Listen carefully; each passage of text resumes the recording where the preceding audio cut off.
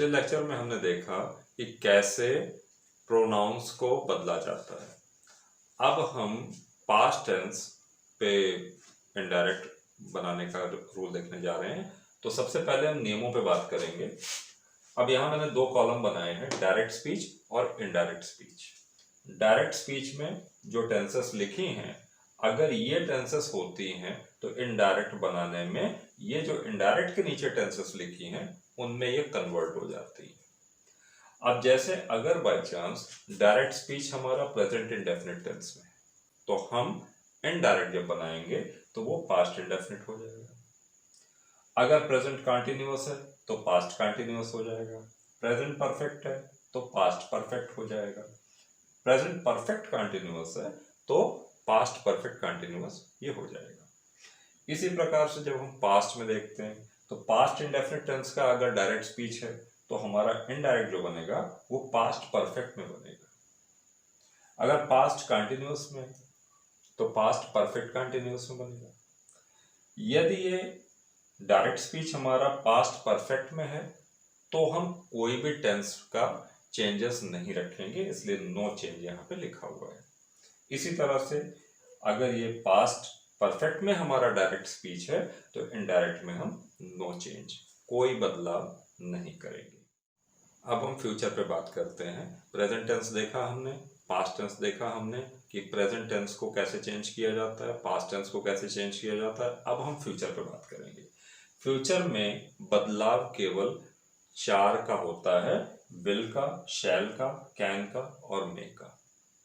Will अगर direct speech में आया हुआ है तो इनडायरेक्ट में वो विल का वुड हो जाएगा। शैल है तो शैल का शुड हो जाएगा। कैन है तो कैन का कुड हो जाएगा। मे है तो मे का माइट हो जाएगा। लेकिन अगर ये वुड पहले से ही है तो उसमें कोई चेंज नहीं करेंगे, हम वुड को वुड ही लिखेंगे। अगर शुड है पहले से ही तो शुड लिखेंगे। कुड अगर पहले से है तो कुड लिखेंगे। माइट अगर पहले से है तो माइट लिखेंगे। अगर मस्ट है तो मस्ट का कोई चेंजेस नहीं है। तो इसी प्रकार से ये हमारे मॉडल ऑक्सिलरी वर्ब्स में आते हैं। इसमें हम केवल 4 को बदलेंगे, विल का वुड, शैल का शुड, कैन का कुड, मे का माइट। क्योंकि विल का पास्ट टेंस वुड हो जाता है, शैल का पास्ट टेंस शुड होता है, कैन का पास्ट टेंस कुड होता है और मे का पास्ट टेंस माइट।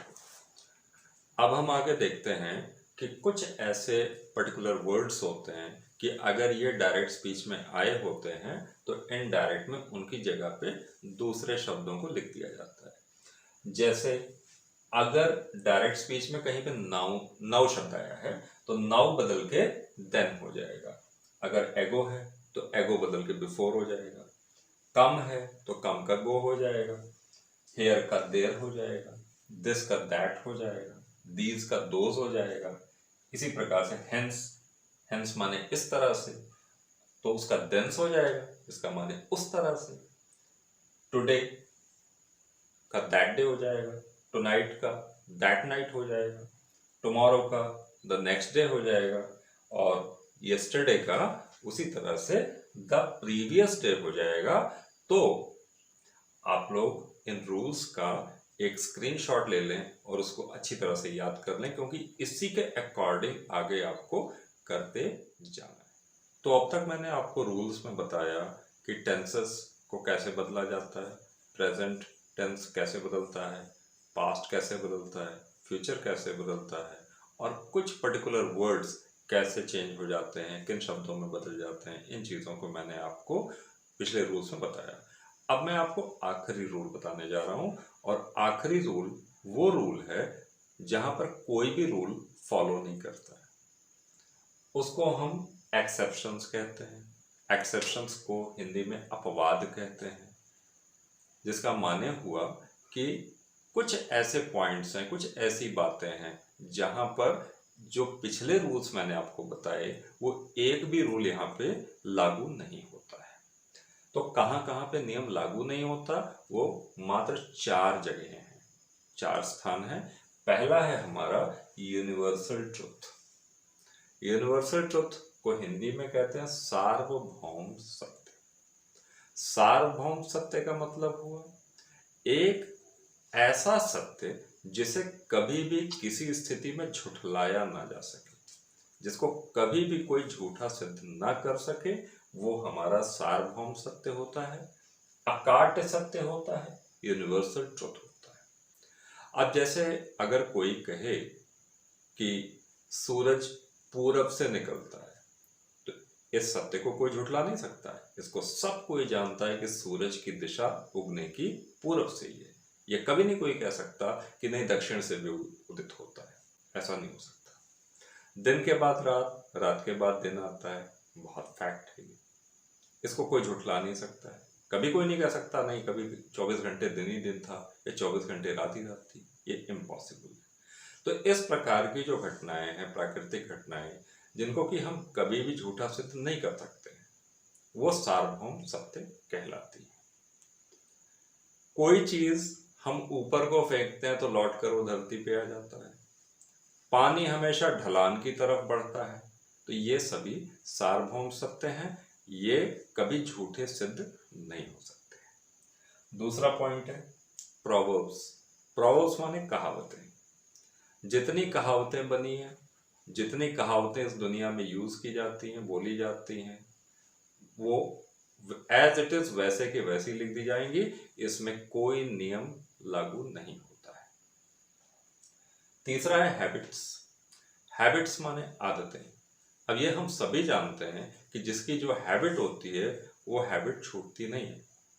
इंसान के पास तो चलो दिमाग है, 90% तो चेंज नहीं होता, लेकिन 10% में ये मान सकते हैं कि अगर किसी आदमी की कोई आदत झूठ बोलने की थी और कभी कोई ऐसी घटना घट गई कि जिससे उसका बहुत बड़ा नुकसान हो गया, तो उसकी आदत छूट भी सकती है।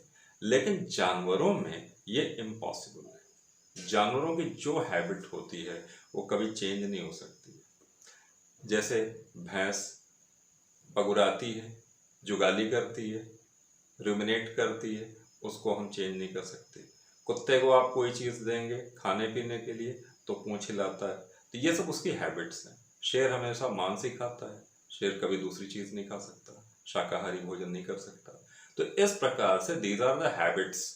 तो हैबिट्स में कभी परिवर्तन नहीं हो सकता, इसलिए यहाँ पर हम कोई नियम लागू नहीं रखते हैं इसके साथ। चौथा है हिस्टोरिकल फैक्ट, माने ऐतिहासिक तथ्य। तो जो घटनाएं इतिहास में घट चुकी हैं, भविष्य तो नहीं किसी ने देखा, लेकिन इतिहास में जो चीज़ें वर्णित हैं उनको हम चेंज नहीं कर सकते। वो चीज़ें प्रमाणित हैं, उसमें हम कोई फेर बदल नहीं कर सकते, उसको हम झूठा नहीं सिद्ध कर सकते। यदि हमारा भारत 15 अगस्त 1947 को आज़ाद हुआ था तो उस डेट को हम चेंज नहीं कर सकते, उस टाइम को हम चेंज नहीं कर सकते। तो इसी प्रकार से अगर मुगल साम्राज्य में अकबर सबसे महान बादशाह था तो इसको हम चेंज नहीं कर सकते। तो इस प्रकार से ये जो 4 पॉइंट्स हैं ये अपवाद स्वरूप हैं, एक्सेप्शंस हैं, और इसमें हम जो टेंसेस के नियम हमने पीछे देखे हैं वो बिल्कुल भी लागू नहीं होते हैं। आगे मैं आपको ये सारी चीज़ें विद एग्जाम्पल समझाऊंगा।